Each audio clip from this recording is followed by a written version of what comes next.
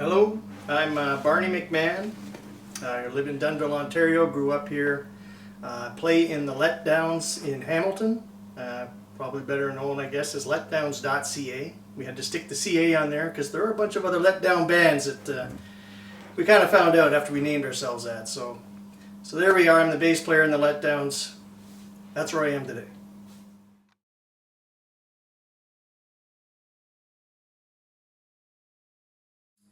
So how I got into punk music, oddly enough, living here in Dunnville. So this is a very small, hick, redneck town. So growing up here, I have three older brothers, very much all of them into heavy rock. So growing up in the McMahon house was a lot of hard rock stuff like Ted Nugent and Blue Oyster Cult, and my oldest brother was an absolute Kiss fanatic, like a nut bar about it. So I heard Kiss probably mostly playing through this ridiculously loud stereo system our parents let us have in our basement. And that was most of our youth up until high school. Then there was a small group of us, and I was introduced by guys, Jamie Problem being one. We spent a lot of time playing music together. Paul Kelly, who lived across the street from me, a few other guys, Pete Murphy from the Wet Spots, Dave Rouse from the Wet Spots.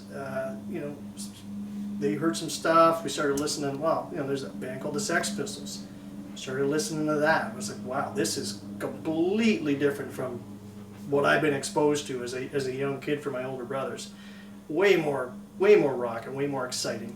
So that was it was an eye opener. And we just all started kind of hanging out together. We weren't really close friends to begin with. I just knew of these guys in a small town. You kind of know of everybody. And then, we'd start buying records here and there. You had to go to a good record store. There was no good record store in Dunnville. Dunnville had a record store. I think it was called McKinney's. And it was actually an appliance store. So you'd walk into this appliance store, but they also had some records in there, but most of it was top 40 mainstream stuff. You weren't going to get any punk in there. So you had to go to Hamilton or St. Catharines. So you had to make that trip, come back, and one of us would have a new record. Hey, I got this record. And the rest of us would take it and make cassette tapes off of it and record cassette tapes, back when there was cassette tapes, which I still have a shitload of those in my basement here. So that's how we kind of got started into punk music. Just that group of guys in this small town, and it wasn't a good time to be in punk music in a redneck town, I'll tell you that, but that's where it all started.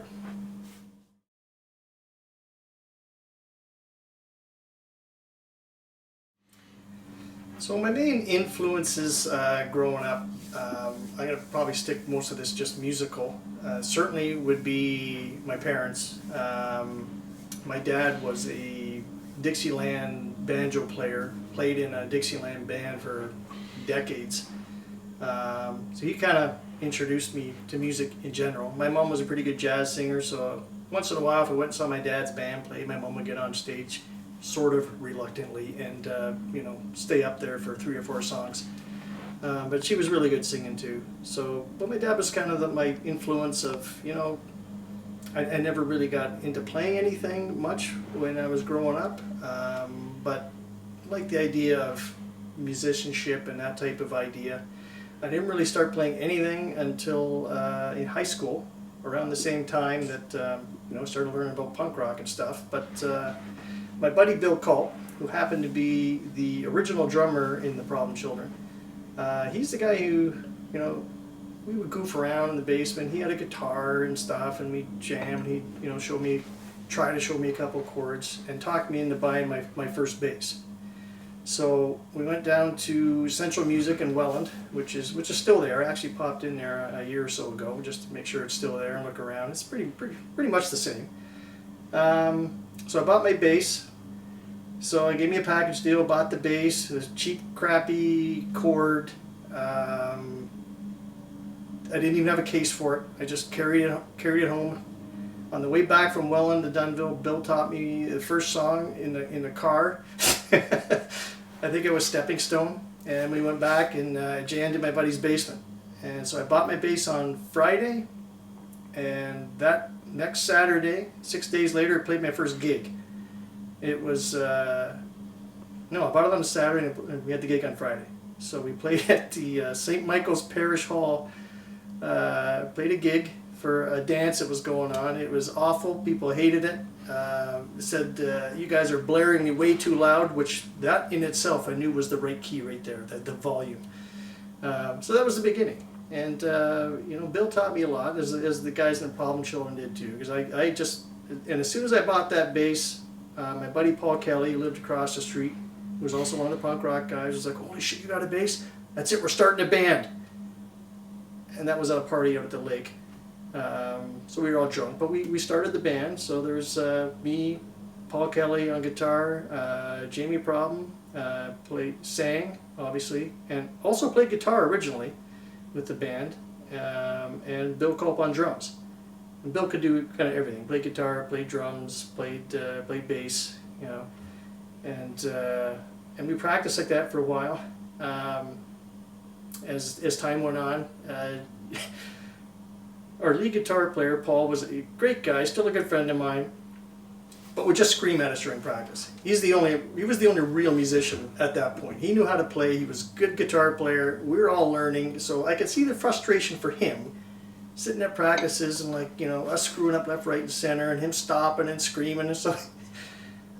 You know, if we didn't have so much beer, we probably would have kicked Paul out of the band, but we did. And Bill kind of was the one who still showed me a lot of shit, and Paul did too, and Jamie. Jamie eventually stopped playing guitar. Paul kept telling him, turn down, turn down. You know, Jamie, you're playing too loud, turn down. Until you couldn't hear him play anymore, so Jamie just stopped playing guitar and sang. So that's how the original foursome, if anybody saw us back in those days, some people saw us, you know, in St. Kitts, our first gigs at Jerry's Alley and stuff. We were a four-piece band, and Jamie just sang. And then when Paul moved to Toronto, we kind of reformed a couple of years later, with me, Jamie, and Gary.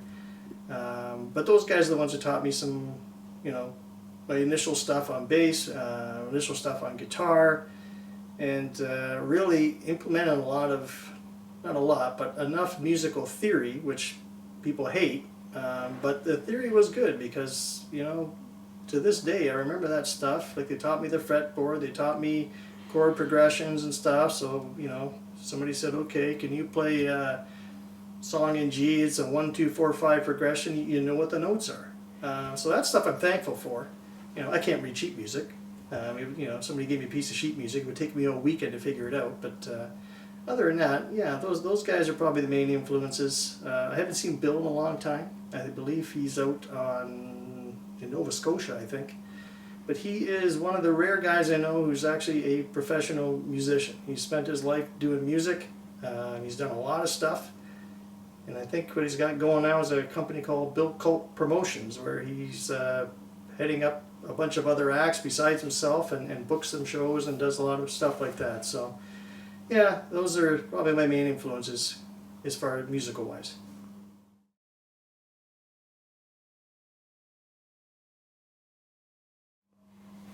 Okay, so first concert and first punk show. Me and Steve were just hashing about this a second ago. I think my first real concert, like seeing a big band, I think was the Cars. I can't remember what year that was, probably 79 maybe. They played at the C&E. So me and some other Dungo guys that were buddies of mine went up there and saw the Cars. I can't even remember who the opening band was, you know. But we got the obligatory rock shirts, the ones that were, you know, white in the front and they had the 3/4 sleeve, black sleeves, right? We got those, and they had a tire track on the back, so we thought those were pretty cool. So that was our first concert, a real concert I went to. First punk concert. This is just gonna, if anybody saw Jamie Problems 10 Questions With, this is a rehash of exactly the same thing. Us being in high school, underage kids, heard Circle Jerks were going to play at this place called the Grimsby Tavern in Grimsby, which is, you know, 15-20 minutes from here. So we figured we can't miss this opportunity. So Jamie got his mom's car, I think, and there was me, Jamie Problem, our original guitar player Paul Kelly, that guy he talked about, the reporter from the Dunnville Chronicle. He was the the local news reporter who did some articles on the problem children. He came with us. I'm not sure if Dave Rellis was in there. Maybe Pete Murphy. I don't know. We had a car full anyway, and we were all underage except the reporter from the Dunnville Chronicle.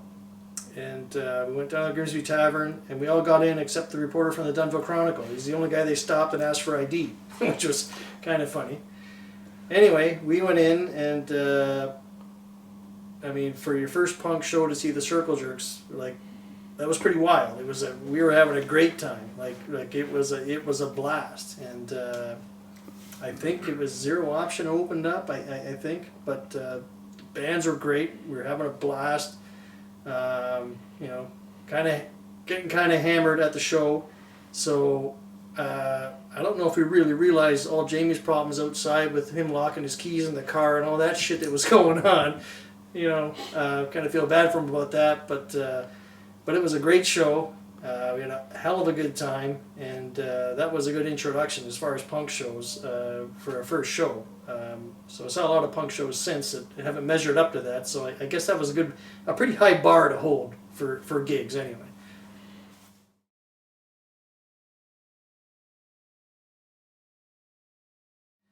So favorite show is kind of a tough one. I mean, I've seen a lot of great bands. We played with a lot of great bands.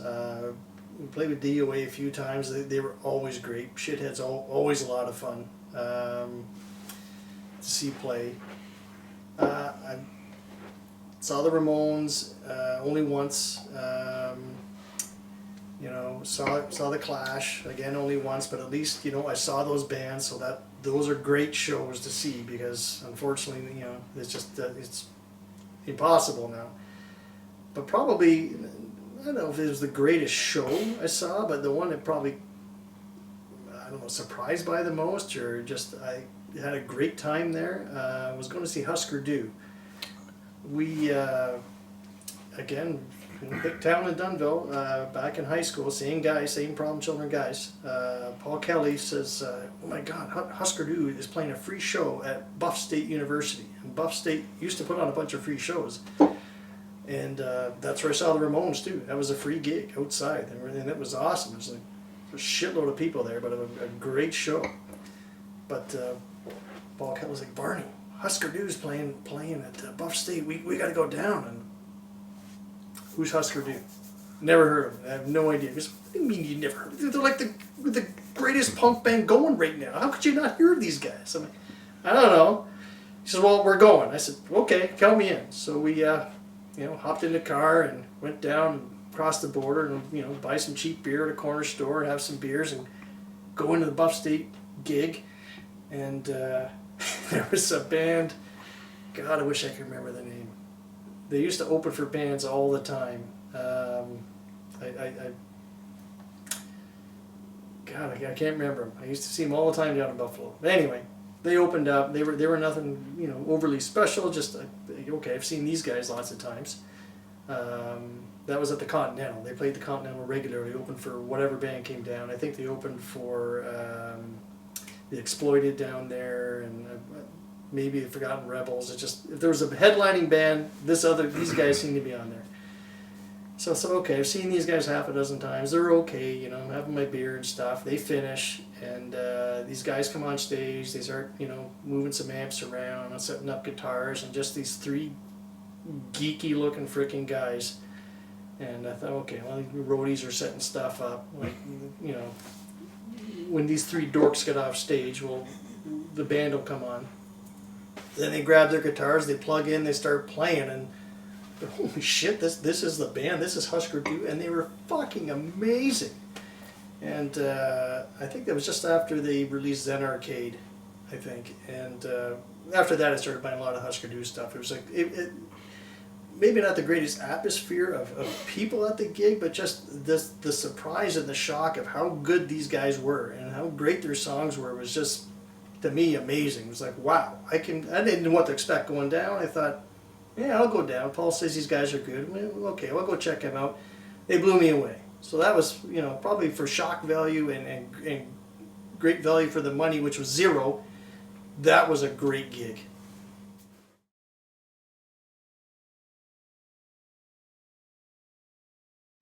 So my band history, mentioned a few times where I started with the Problem Children back in this little town of Dunnville. That was early 80s, I guess. I think I mentioned about my first bass, so we immediately started Problem Children without a real name. And that was our four-piece band. We played some shows. Played some shows here in Dunnville, friends' basements, as I think most bands do. Our first show was at a strip club out of Welland at the Old Atlas Hotel. I think we played in between stripper sets, I can't remember. Our first real kind of punk show, I think we played the Turning Point in Toronto, back when the Turning Point was around. And then the members kind of disappeared. Our drummer, Bill, he wasn't really into punk music. He admitted to me later, says, you know what, Barn, when we play songs, I don't know one song from the next. I said, you gotta be kidding me. And he says, no, I just play as fast as I can every song, and that's all I know. So Bill left and got into more bluesy, country, rockabilly stuff. So we kind of broke up for a bit. Paul went to University of Toronto. Jamie moved up to Toronto as well for a bit. Everybody kind of went their own ways. Jamie played with Subterfuge for a year or two. I can't remember how long that was. And then said, Barn, we should get Problem Children back together. So we agreed on doing that. And he says, the drummer we should get is Bitter Reality's drummer. Bitter Reality's from St. Catharines. You can Google them. They had a pretty good name back then. Gary Kozakar. Gary probably still is, probably the best punk rock drummer I know, and the guy most dedicated to practicing and doing stuff to really work on drumming. Like, he would do stuff in his basement that was phenomenal, like drum with Neil Peart stuff and whatever to sharpen his chops. Like you want a drummer, he's the man. So we got, and Gary agreed. So me, Jamie, and Gary, that was Problem Children for a long time. I don't know, 10 years, I think. That's where we recorded all our records from. That's where we did our tours from, first, second, third tour. And that was our three-piece for quite a while. And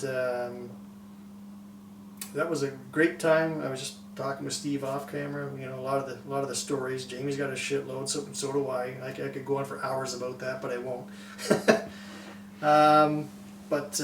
We kind of, after about 10 years or so, we kind of, Gary left a little bit earlier, so we had a couple interim drummers in between.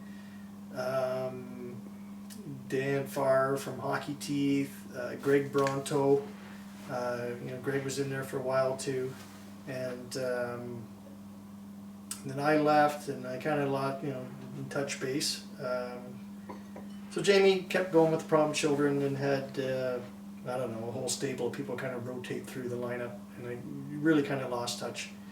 I went through, I went to college as well.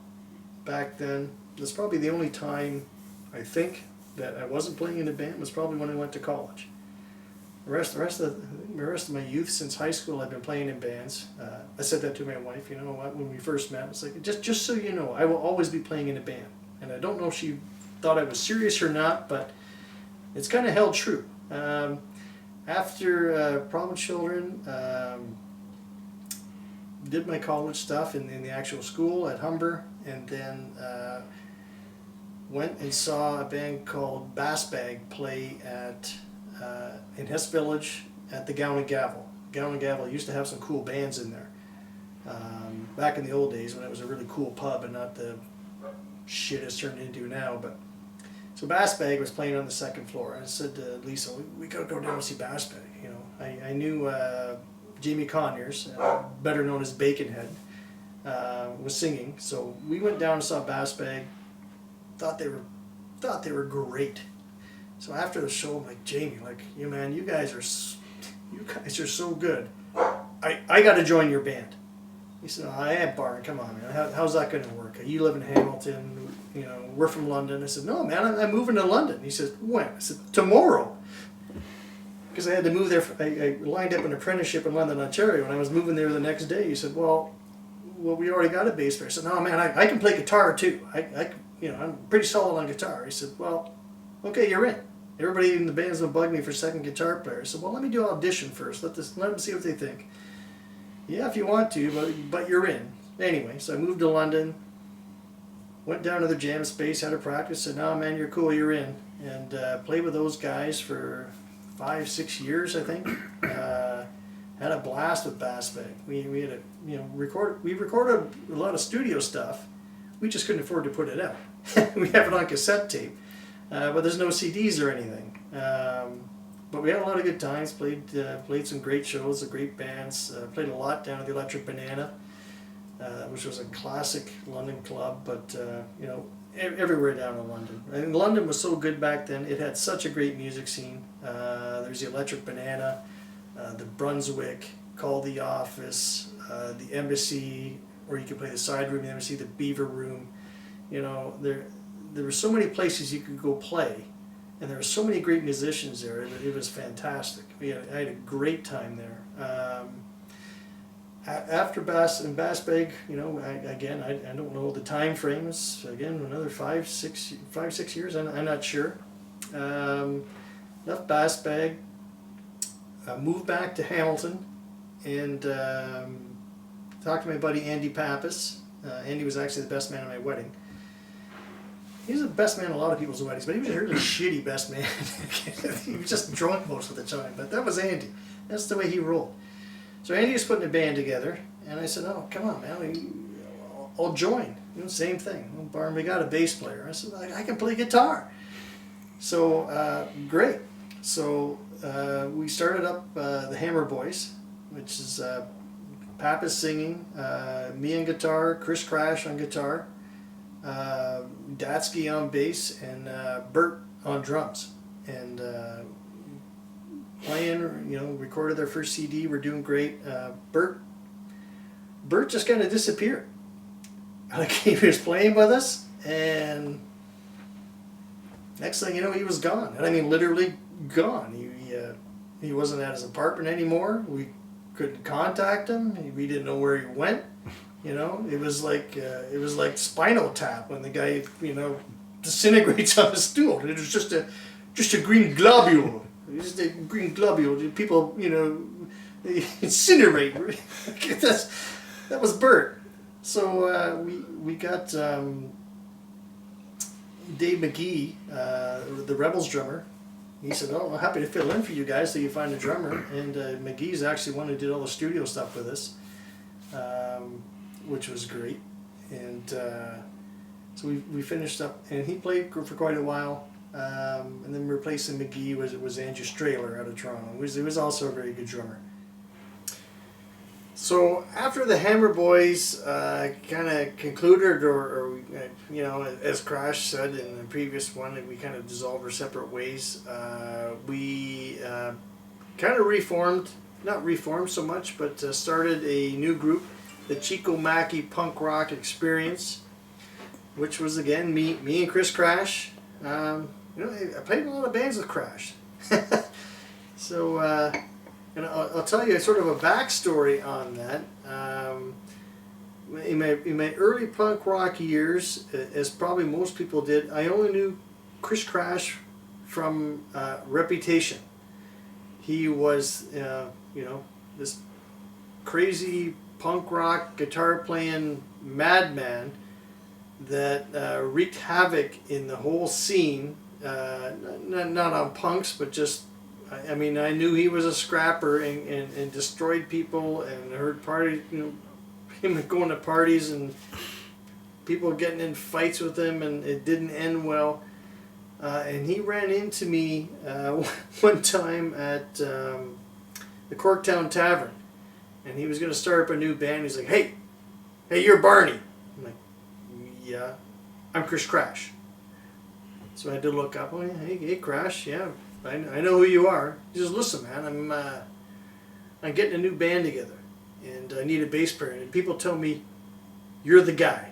So I want you to consider joining my band. I went, well, I'm in another band right now, but it takes up a lot of my time, but let me think about it. Yeah, you think about it. He says, I want you in. And my wife I have now, we were just dating at the time. She's like, who's that? I'm like, well, it's Chris Crash. He just asked me to join a band with him. We starting up a new band. She's like, are you already mine? Isn't that guy fucking crazy? Yeah, he's a bit of a madman. Maybe I'll think twice about it. So I didn't join that band with Crash, which I think ended up being Columbia Necktie. But since I've been in 3 bands with him since that point, and no, more than 3, no, 3. So anyway, the Chico Mackey punk rock experience was me, Crash, and Datsky and Strahler, and we did was covers, and we had a great time doing that. People probably don't even know who Chico Mackey is. Chico Mackey was a classic Chicago Blackhawks player way back when. His name was not Chico, but he looked like Chico from the Marx Brothers, just that's why I call him that. Anyway, we used to wear Blackhawks jersey, we played gigs, do punk rock covers, and then after Chico Mackey, we rolled into the Letdowns. But anyway, there's kind of a long-winded story of me and Crash's history together. The madman, the legend, the punk rock godfather. He's one of my best buds. And then I guess shortly after that we got into the Letdowns, and we're not exactly sure when that started. We think 2004, 2005, somewhere in that ballpark. Nobody's 100% sure.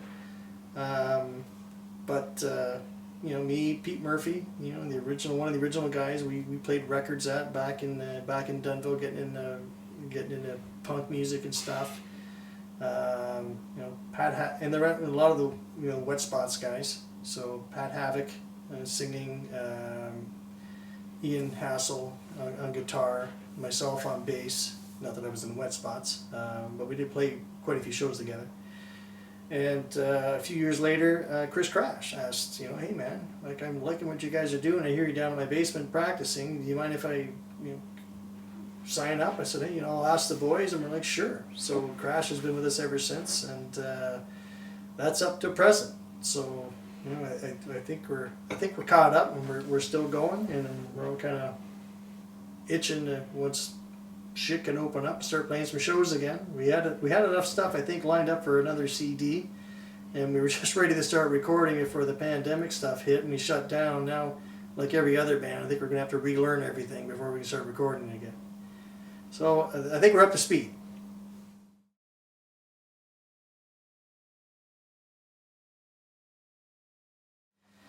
So thinking of craziest stuff that happened at shows, I don't know if I can narrow down to one, and and again, me and Steve were talking in between little shots here, and I can't hold the bar up to a lot of the stories he's been telling me, but there's a few that come to mind. One, we were, back in Problem Children days, booked to play down in Rochester. And we popped down there, I don't know, fairly regularly, I guess. We'd go down to Buffalo, Rochester, that area, and play some shows. So we played this gig down in Rochester. On the way down, we stopped at a gas station just to get gas. And granted, we were driving around in this shitbox 1977 Matador. And over the years, punks had spray painted all over it. So we had Problem Children sprayed on the side, but they, different stuff. People put graffiti all over this thing. So it was kind of a stand-up car. But me, Jamie, and Gary drove down. We stopped. We got gas, and the gas station attendant was kind of making fun of us. And a cop pulled in behind us as we were leaving. So we were driving down the highway to the gig, and next thing you know, we're getting pulled over by the cop. So the cop comes up. Jamie rolls down the window because he was driving. I was sitting in the front seat. Gary was sitting in the back.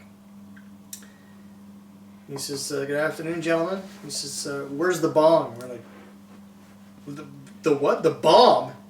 I said the bomb! Fine. We don't know what you're talking about. Get out of the car.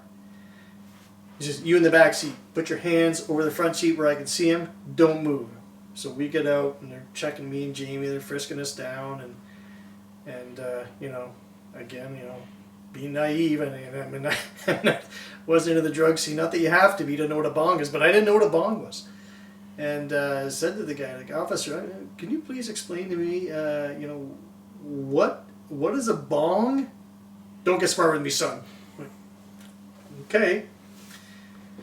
So they searched the whole car, fucking front, back seat, ripped open the trunk, out of the asked what we're doing down in the States and all that stuff. You know, we're playing a charity show at this place in Rochester. Ripped the whole thing apart, and then finally said, your license plate's kind of dirty. We couldn't really see it, so you should clean that off and get on your way. So the only thing we could think of was, you know, probably the asshole at the gas station said those guys got a bong in their front seat or something. I don't know. So we continued down to the gig. We got to the gig. You know, the opening bands played, and which was going good. And then we started playing, and then you know, and it was not a bar, not a regular place. It was just this hall that the promoter booked. Some, I don't know what kind of hall, but just an open kind of gymnasium type of hall kind of thing. But you know, professional hall, not a gymnasium. And when we started playing, people started getting into a mosh pit. I guess the owner freaked out. He called the cops. The cops came down with riot gear and dogs and the whole 9 yards, and shut the whole gig down. So we played, I don't know, 6, 7 songs maybe, and that was the end of that gig. So that was maybe not a crazy story, but it was just not a real fun night for us altogether. Another one that pops to mind is when we were over in Europe, and this is not even a gig, this is going to a gig or trying to get to a gig. We had to cross the Denmark border. So we were touring with the Detonators out of Eugene, Oregon. They'd all lived in, but if you ask the Detonators, yeah, we're from Eugene, but previously we were from LA. We're an LA band. We lived in LA, right? Where do you live? Well, Eugene, but we're from LA. But anyway, we tried to cross the border, and like any border you cross, regardless of where it is, you got a bunch of young guys, you got band equipment, we had records, you know, t-shirts, like a bunch of, you know, we had a bunch of shit there. And to say we were crossing for tourist reasons, they weren't buying it. So we all got questioned, we all got pulled in, and it's not like crossing the border here. Like, these guys are kind of hardcore. They're all walking around. They look like military guys, and they're all carrying machine guns, and they're pretty intense. And you go in for the questioning, and they're pretty intense too. So we were there at that border, I think, 3 hours. You know, every time we think, okay, they're going to let us go. Nope. Move up here. Now we're going to question. Okay, now we're going to let us go. Nope. Move up here. We're going to search your van. Now we're going to go. No, we move over here. When we finally got to the end of this, we had this this stupid big rock. A rock, it's just a little tiny boulder that we had stayed at, I think, somebody's flat in Holland. And we, hey man, can we take that rock? They're like, well, I don't know, we kind of like it. Well, we want to take it on tour. I mean, okay, go ahead. So we draw a goofy face on it. We put some eyeballs on it and a little squiggly mouth. And we had that rock in the van. We brought it into gigs with us. We brought that rock everywhere. So the guys in the machine guns are looking through the van. Then they see the rock in there with a googly face on it. And the guy starts laughing. He calls the other guards over. They start laughing at it. And I think that finally got us off the hook. They're like, okay, get in your van, get out of here. And then we got to proceed to the gig in Denmark. So that wasn't a gig thing, but it was intense, and it was funny at the same time. And as far as a goofy thing that happened to us at a show, this might have been the same stupid Rochester weekend. It might have been the same weekend that the frickin' cops showed up at our show, but I know we were still driving around our beater 1977 Matador car, and it was on its last legs. It was barely starting. It sounded real bad. We probably shouldn't have driven it down to Rochester. And we still had to, after the Rochester show, drive back and play a gig at Hamilton the next night, I think at the Rock Pile. And we drove the car back. I mean, we scraped our way back with this thing, but it ran, got us to the gig. Had a great time with the gig, played our gig, beers and stuff, shooting the shit with people. The gig's all done, we're drinking some beers after. It's okay, time to start loading the stuff up, blah, blah, blah, blah. And I grab my amp and I start walk out the door, start carrying it outside, and Jamie Problem's outside. He says, "Yeah, Barn, don't bother. The car's on fire." I'm like, "Yeah, okay." I keep walking to the car. No, fuck, it's on fire. You start it up, you get it warmed up. The engine, it's a flame with a whole bunch of shit. So we brought our shit back inside, and we let that car burn up in the parking lot. Somebody else gave us a ride back with all of our gear and stuff, and we came back the next day, and we just took the plates off it and stuff and left it in the parking lot, unfortunately. But the good thing was with the VIN numbers, because it was under our drummer Gary's name, and we know this from being pulled over many times on our way out to New Brunswick. The VIN number didn't match up with the ownership, and the fact that we got stopped and we said, "Well, Gary Kozakar, he's the owner of this car."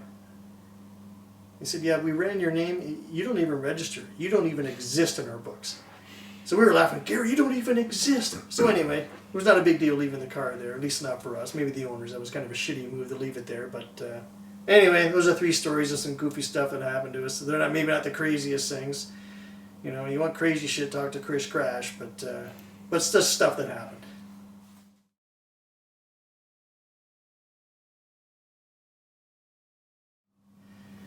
So, what do I like most about being a musician? I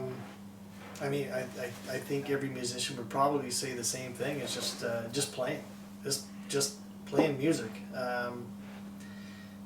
Being in bands is great. I have a great time playing in bands, but I have a great time just playing instruments.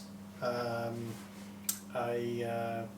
leave a lot of instruments out of their case here, and have my little jam corner over in the corner. So I got a couple of guitars over there, 5-string banjo, even a couple of ukuleles. I goof around the ukulele too. And that way, because they're not in the case, I'm sitting down here, I'm watching a hockey game. I just quite often just pick one up, start playing it. I just enjoy playing. I enjoy goofing around. I enjoy learning new stuff, trying to get better on an instrument, just making noise. Of course, I have a wife and 3 kids that live here. Or do they enjoy it as much? I don't know. Especially the banjo. It's a loud bloody instrument. So sometimes I'm down here by myself doing that, goofing around on that. But anyway, I just enjoy playing. Playing with bands, it's been great. The whole punk, and it's not just playing in a band. It's the whole punk rock scene. And people who are into punk rock, like you go and you see a lot of your friends at the same shows. You meet new friends. You create those bonds. You see them at other shows. You've got a whole community of people that you get along with, and it's a great time. I know everybody's missing that right now for sure, like we are too. And it's not all about just seeing a band play. It's like the whole community you're missing, So I miss all of that stuff, and that's just a bonus of playing music. Not only you get to go, you're doing something fun, but you get to see all your friends at the same time. So those are some of the best things about playing music. It's just a great thing to do. It's a great stress reliever. It's great to see your community. I don't have a lot of bad things that I dislike about music. This is probably the toughest question that that is put on here. Is what do you dislike? I don't know. There's not a lot I don't like. Playing over the years, I've had a lot of equipment stolen. I don't like that. I've had a really good bass ripped off down in Windsor. We've had amplifiers and cabinets stolen, that kind of stuff, and that's just goes to the territory. If you're going to go on tour, that stuff's going to happen. Shit's going to get ripped off, and it sucks. It's just part of the game. You know, I'm sure everyone, you know, you hear in the big news when a major artist loses a guitar, it makes headlines. But you know, they can afford to replace a guitar. Where, you know, us guys, it's tough to scramble with that money again. You know, and I don't know. I don't have a lot to say about being a musician. It's a good outlet. It's a good for me, you know, a good outlet to keep playing, and it's my good downtime. And I've met a lot of great people over the years doing nothing more than something I really enjoy.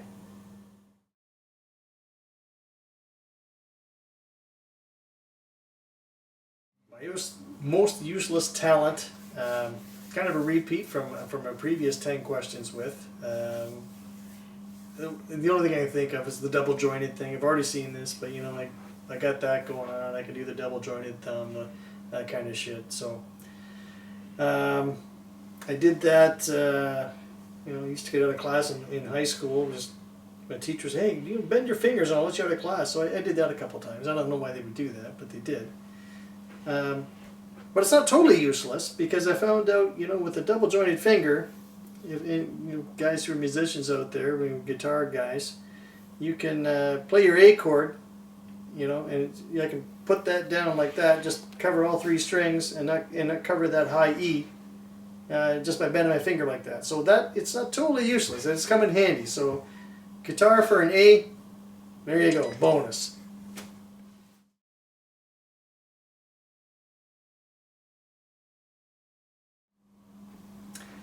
Favorite food? What kind of question is that? No, I'm kidding.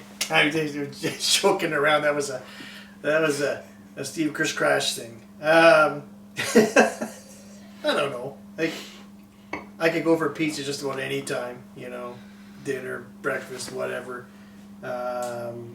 Lisa makes a wicked shepherd's pie. We put some hot sauce on there. It's amazing. But if I was to go pick something, probably a really good medium rare steak. That's probably my go-to. I think that's about it. Adios, amigos.